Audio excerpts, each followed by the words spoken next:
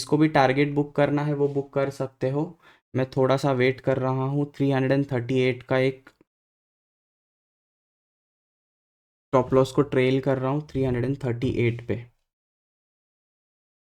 Hello everyone, आज है day 14 of 50 days trading challenge with 50,000 of capital. आज हम एक ही लॉट के साथ ट्रेडिंग कर रहे थे क्योंकि हम जोन में नहीं है। जोन में आने के लिए हमारा जो लॉस स्ट्रीक चल रहा है उसको एक कॉन्फिडेंस लाने के लिए हम एक लॉट से अभी प्रैक्टिस करना स्टार्ट कर देंगे। तो ये वीडियो बहुत ही ज़्यादा इंपॉर्टेंट है उनके लिए जो एक ही लॉट से ट्रेडिंग करते हैं, क्योंकि आपको ये पता चलेगा कि एक लॉट से भी बहुत ही अच्छी ट्रेडिंग की जा सकती है।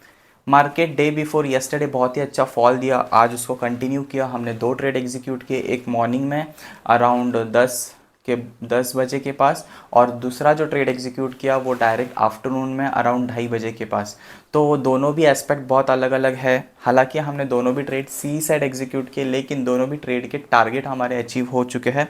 विथ वन लॉट आज हमने जो प्रॉफिट बुक किया है वो आप देख सकते हो, अराउंड 1230 का हमने टारगेट बुक किया है। तो ये 1230 का जो टारगेट कैसे बुक किया है, एक निफ्टी में, एक बैंक निफ्टी में, एक मॉर्निंग में और दूसरा आफ्टरनून का ट्रेड है। दोनों भी एस्पेक्ट अलग है, लेकिन दोनों का बेस एग्जैक्टली सेम है, वो है हमारा एसएल हंटिंग का बेस।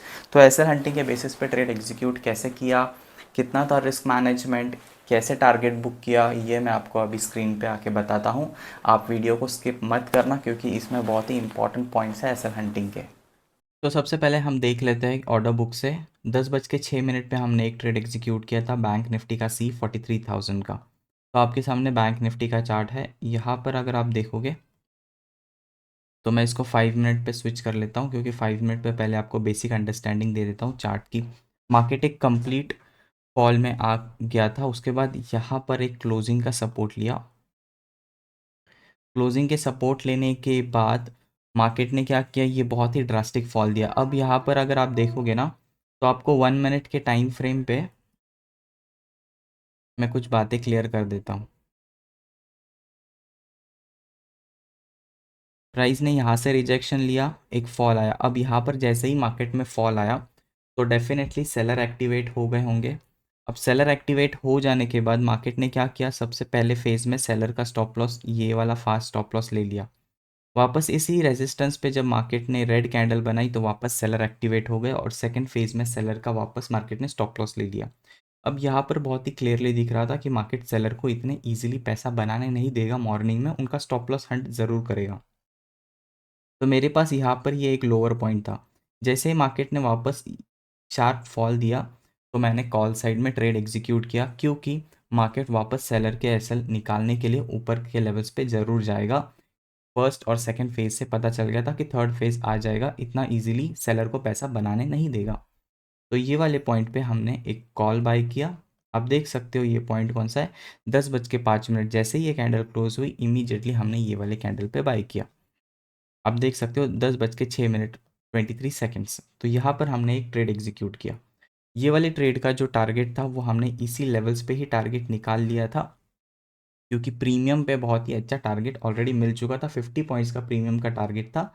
थोड़ा बहुत ऊपर नीचे जाके टारगेट हिट हो चुका था, बट टारगेट से वापस फॉल आ रहा था तो हमने जल्दी से बुक कर लिया।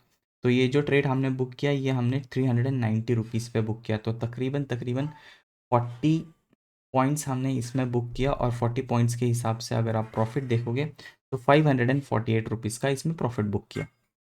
जो सेकेंड ट्रेड हमने एग्जीक्यूट किया, सेकेंड ट्रेड था 19,005 का, हमने सी को बाई किया। अब 19,050 का जो सी था उसके लिए हमने निफ्टी का टाइम फ्रेम आप देख सकते हो कौन सा टाइम लिया, 1442 का टाइम लिया, राइट, 1442।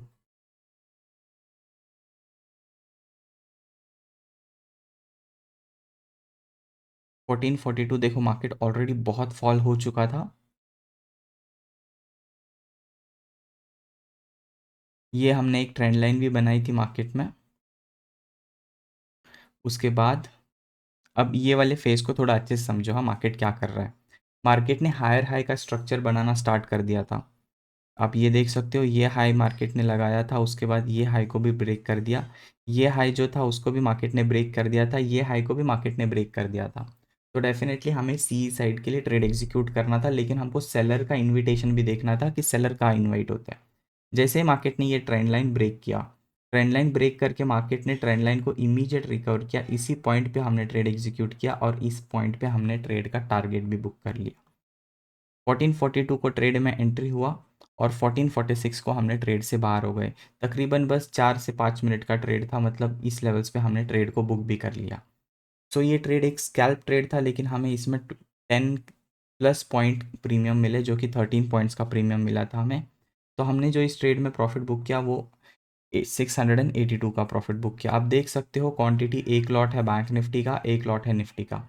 थोड़ा सा बैकफुट पे आना ज़रूरी है जिससे हम जोन में आ जाए और अंडरस्टैंड करें मार्केट को, टेक्निकल एनालिसिस वापस एक रिदम में आ जाए, फिर हम हमारे नॉर्मल क्वांटिटी पे आएंगे, जो कि है बैंक निफ्टी में 105 क्वांटिटी और निफ्टी में है 350 क्वांटिटी। तो हम इसको नोट डाउन करते हैं हमारे आईपैड में। सो फ्रेंड्स देखो, अभी हम नोट डाउन कर लेते हैं। आज था हमारा डे 14।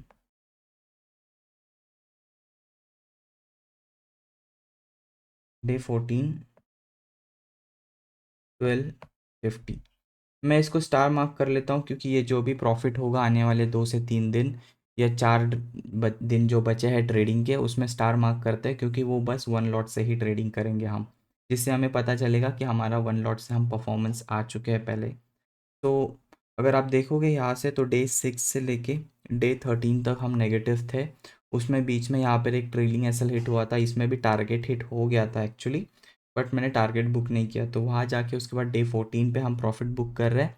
अच्छी बात है, एक जोन में आ गए, मार्केट ने हमें कुछ चीज़ें सिखाई, तो एक साइकोलॉजी पॉइंट ऑफ व्यू से अभी अच्छा चल रहा है सारी चीज़ें।